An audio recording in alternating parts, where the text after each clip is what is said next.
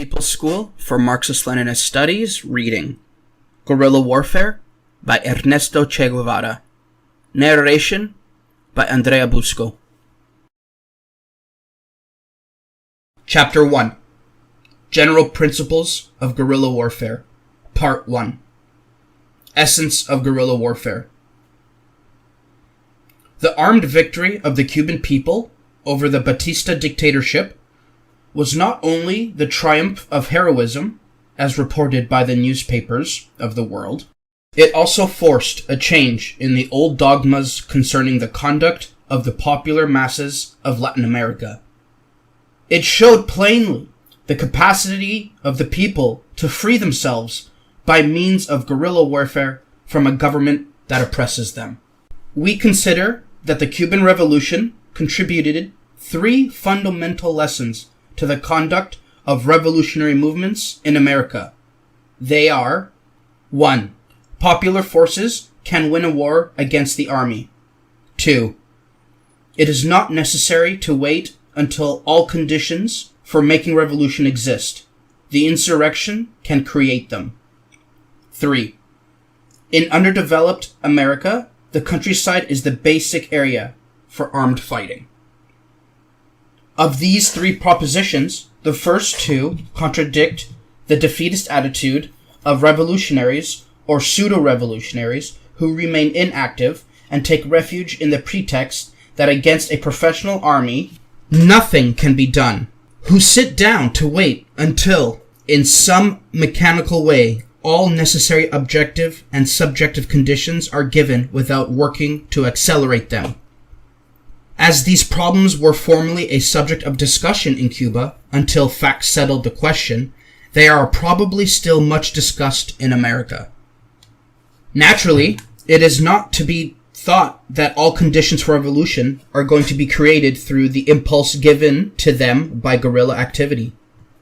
It must always be kept in mind that there is a necessary minimum without which the establishment and consolidation of the first center is not practicable. People must see clearly the futility of maintaining the fight for social goals within the framework of civil debate. When the forces of oppression come to maintain themselves in power against established law, peace is considered already broken. In these conditions, popular discontent expresses itself in more active forms. All attitude of resistance finally crystallizes in an outbreak of fighting provoked initially by the conduct of the authorities. Where a government has come into power through some form of popular vote, fraudulent or not, and maintains at least an appearance of constitutional legality, the guerrilla outbreak cannot be promoted since the possibilities of peaceful struggle have not yet been exhausted. The third proposition is a fundamental of strategy. It ought to be noted by those who maintain dogmatically that the struggle of the masses is centered in city movements, entirely forgetting the immense participation of the country people in the life of all underdeveloped parts of America. Of course, the struggles of the city masses of organized workers should not be underrated, but the real possibilities of engaging in armed struggle must be carefully analyzed, where the guarantees which customarily adorn our constitutions are suspended or ignored. In these conditions, the illegal workers' movement face numerous dangers. They must function secretly, without arms. The situation in the open country is not so difficult. There, in places beyond the reach of the repressive forces, the inhabitants can be supported by armed guerrillas. We will later make a careful analysis of 3 conclusions that stand out in the Cuban revolutionary experience. We emphasize them now at the beginning of this work as our fundamental contribution.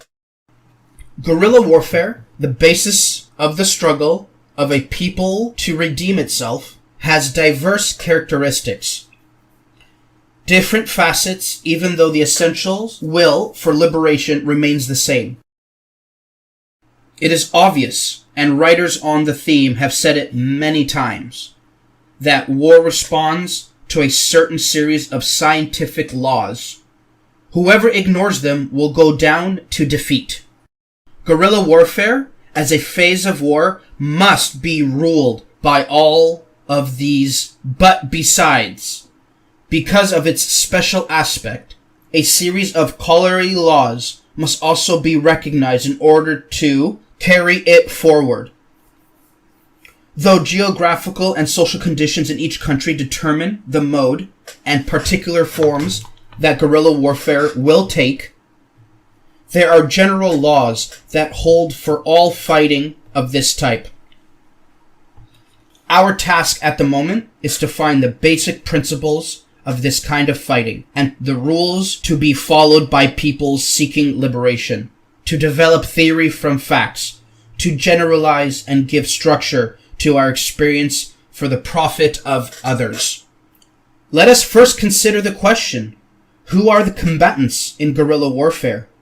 On one side, we have a group composed of the oppressor and his agents, the professional army, well armed and disciplined, in many cases receiving foreign help, as well as help of the bureaucracy in the employee of the oppressor. On the other side are the people of the nation or regions involved. It's important to emphasize that guerrilla warfare is a war of the masses, a war of the people. The guerrilla band is an armed nucleus, the fighting vanguard of the people. It draws its great force from the masses of the people themselves. The guerrilla band is not to be considered inferior to the army, against which it fights simply because it is inferior with firepower. Guerrilla warfare is used by the side which is supported by a majority, but which possesses a much smaller number of arms in use in defense against oppression. The guerrilla fighter needs full help from the people of the area. This is an indispensable condition. This is clearly seen by considering the case of bandit gangs that operate in a region. They have all the characteristics of a guerrilla army: homogeneity, respect for the leader, valor, knowledge of the ground, and often even good understanding of the tactics to be employed. The only thing missing out is support of the people, and, inevitably, these gangs are captured and exterminated by public forces. Analyzing the mode of operation from the guerrilla band, seeing its form of struggle and understanding its base in the masses, we can answer the question, why does the guerrilla fighter fight? We must come to the inevitable conclusion that the guerrilla fighter is a social reformer, that he takes up arms responding to the angry protests of the people against their oppressor, and that he fights in order to change the social system that keeps all his unarmed brothers in ignominy and misery.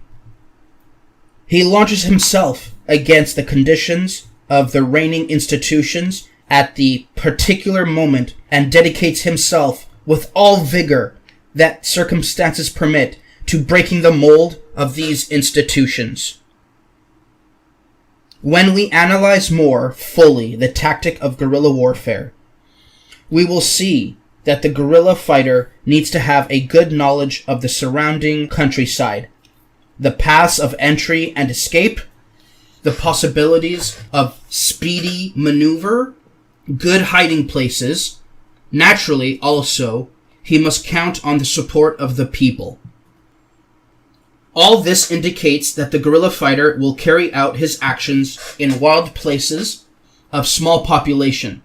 Since these places, the struggle of the people to reform is aimed primarily and almost exclusively at changing the social form of the land ownership, the guerrilla fighter is above all an agrarian revolutionary.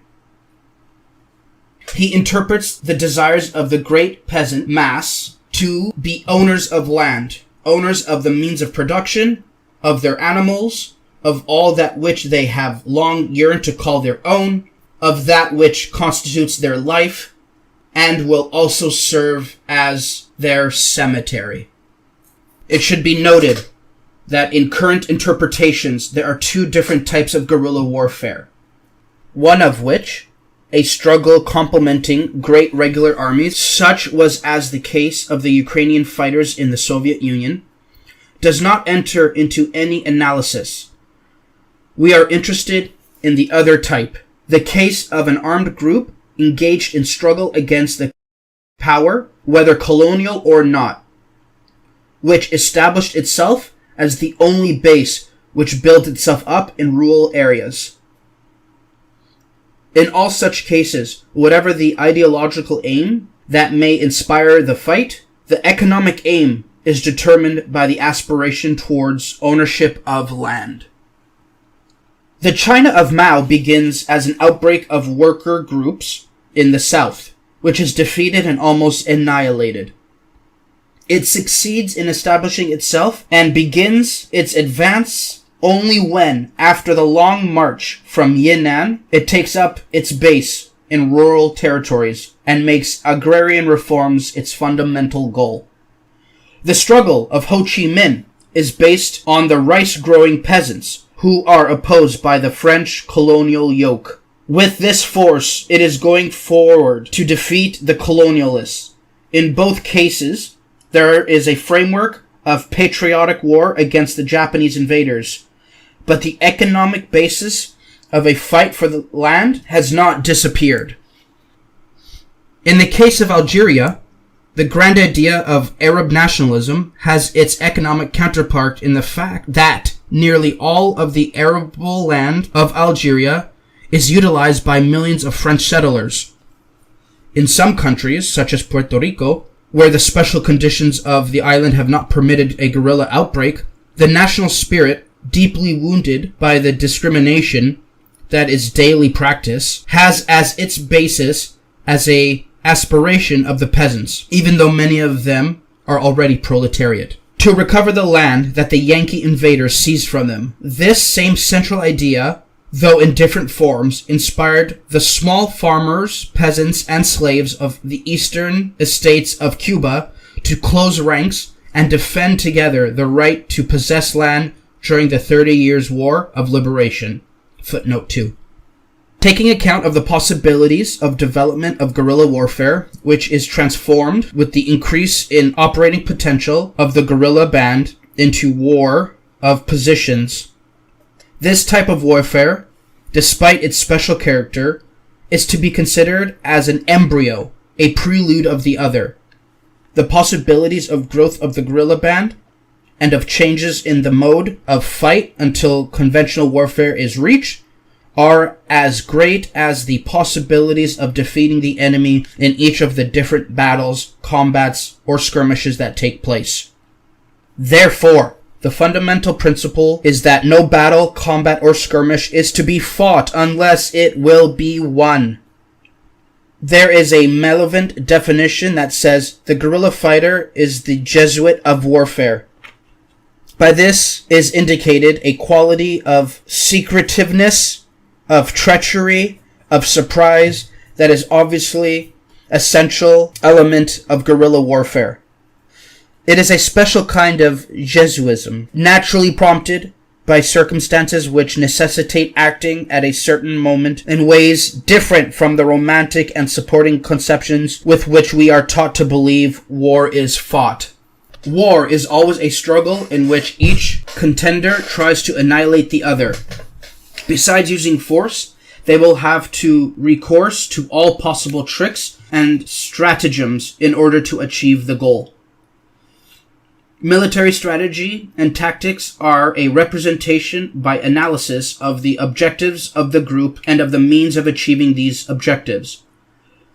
These means contemplate taking advantage of all the weak points of the enemy. The fighting action of each individual platoon in a large army in a war of positions will present the same characteristics as those of the guerrilla band.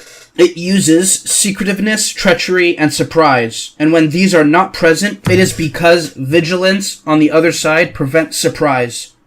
But since the guerrilla band is a division unto itself, and since there are large zones of territory not controlled by the enemy, it is always possible to carry out guerrilla attacks in such ways as to assure surprise, and it is the duty of the guerrilla fighter to do so. Hit and run, some call this scornfully, and this is accurate. Hit and run, wait, lie in ambush. Again, hit and run, and thus repeatedly, without giving any rest to the enemy. There is in all this, it would appear, a negative quality, the attitude of retreat, of avoiding frontal fights. However, this is a consequence upon the general strategy of the guerrilla warfare, which is the same in its ultimate end as it is in any warfare, to win, to annihilate the enemy. Thus, it is clear that guerrilla warfare is a phase that does not afford itself opportunities to arrive at complete victory. It is one of the initial phases of warfare, and will develop continuously until the guerrilla army, in its steady growth, acquires the characteristics of a regular army. At that moment, it will be ready to deal final blows to the enemy and to achieve victory. Triumph will always be the product of a regular army, even though its origins are in a guerrilla army. Just as the general of a division in modern war does not have to die in front of his soldiers, the guerrilla fighter, who is generally of himself, need not die in every battle.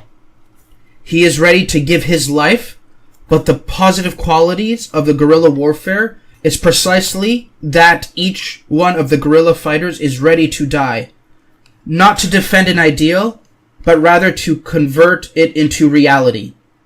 This is the basis, the essence of guerrilla fighting.